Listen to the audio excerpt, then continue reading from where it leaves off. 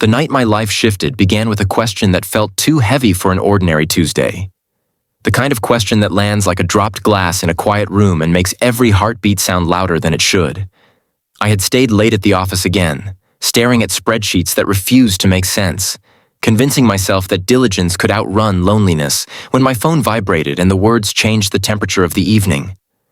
My boss, a woman I admired from a careful distance, needed a place to stay. The world narrowed to a single breath. And in that breath, I felt the weight of my past, the risk of my future, and the thin line of courage that held them together. If you believe in kindness, in second chances, and in the quiet power of doing the right thing even when it scares you, take a moment now to like, comment, share, and subscribe.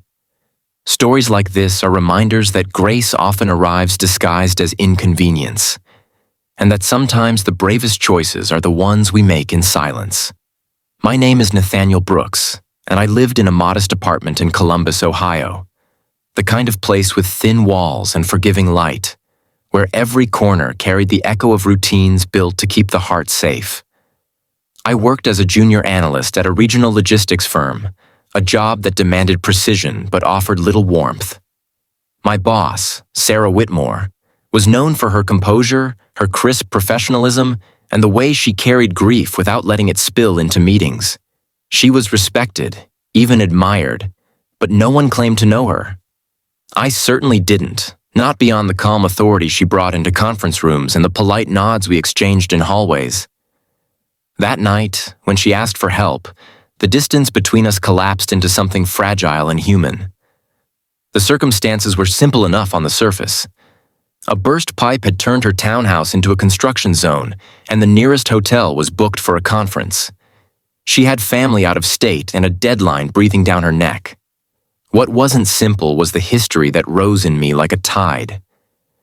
I had learned early how quickly kindness could be misunderstood, how generosity could be mistaken for weakness. My father, a pastor in a small Indiana town, taught me that hospitality was holy, but life taught me that boundaries were necessary. Standing in my quiet living room, I wondered whether I was strong enough to hold both truths at once. She arrived with a single overnight bag and eyes that looked tired in a way no sleep could fix. The apartment seemed smaller with her in it, not because of her presence, but because of the unspoken stories that filled the air. I offered coffee, then tea, then settled on water, moving through motions to keep my hands busy and my thoughts from racing ahead. There was a nervous humor in the situation, a private recognition that this was unusual, that rules bent here, not broken but tested. In that testing, something inside me steadied. I had asked my question half jokingly, half protectively, because humor was my armor. She smiled, not in dismissal, but in understanding, and that smile softened the room. As the night settled in, the city outside hummed with late buses and distant sirens, the ordinary soundtrack of an American city refusing to sleep. We sat at opposite ends of the couch, careful and courteous, speaking in long, thoughtful sentences that circled the truth before landing on it. She talked about leadership, about how loneliness can be loud at the top, about the strange guilt of needing help when you are supposed to be the one who provides it. I listened, surprised by how natural it felt to be trusted with these thoughts. I spoke about my mother's illness years earlier, how it taught me patience and fear in equal measure, how I had learned to keep my life simple to avoid more loss. The room warmed, not with romance, but with recognition. Sleep came in fragments. I lay awake longer than I care to admit, listening to the soft sounds of another person breathing in my home, feeling the gravity of responsibility settle over me. Nothing dramatic happened in the night, no cinematic moment to point to, just the quiet realization that trust is built in the spaces where nothing goes wrong. In the morning, light spilled through the blinds, and the smell of coffee filled the apartment. We moved around each other with an ease that surprised us both, like two people who had practiced this dance in different rooms and finally shared the floor. The days that followed were different, though no one else seemed to notice. At work, Professionalism returned like a uniform we both put back on, but something had shifted beneath it. There was a gentleness in our exchanges, a patience that hadn't been there before. I found myself working harder, not to impress, but to honor the trust I had been given. She, in turn, became a mentor in the truest sense, challenging me while reminding me that growth doesn't have to hurt to be real. Then came the setback, because life rarely allows growth without resistance. A rumor surfaced, whispered and exaggerated, about favoritism, about blurred lines. It spread the way fear does, quietly and efficiently. I felt the old panic rise, the urge to retreat, to protect myself by pulling away. Sarah faced it head-on, not with defensiveness, but with transparency. She addressed the team, reaffirmed boundaries, and made it clear that respect was non-negotiable. Watching her stand there, calm and resolute, I understood what leadership truly looked like.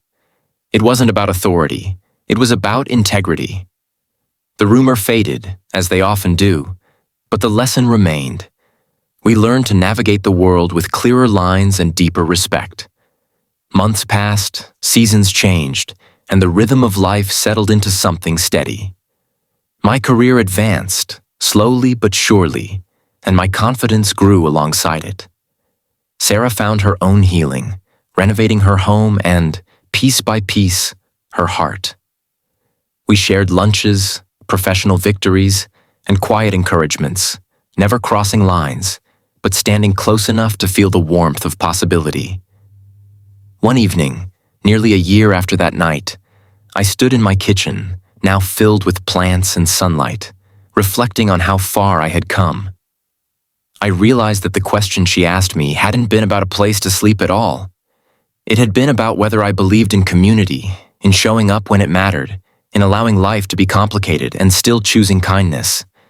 The answer I gave, clumsy humor and all, had opened a door not to romance, but to purpose.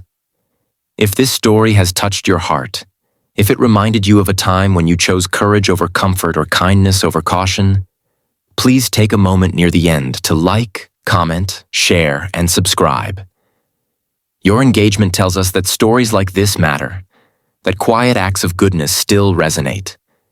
As I write this now, I think about how easily I could have said no, how neatly my life could have stayed contained. Instead, I learned that hospitality is not about sofas or spare rooms, but about making space in your life for another person's humanity.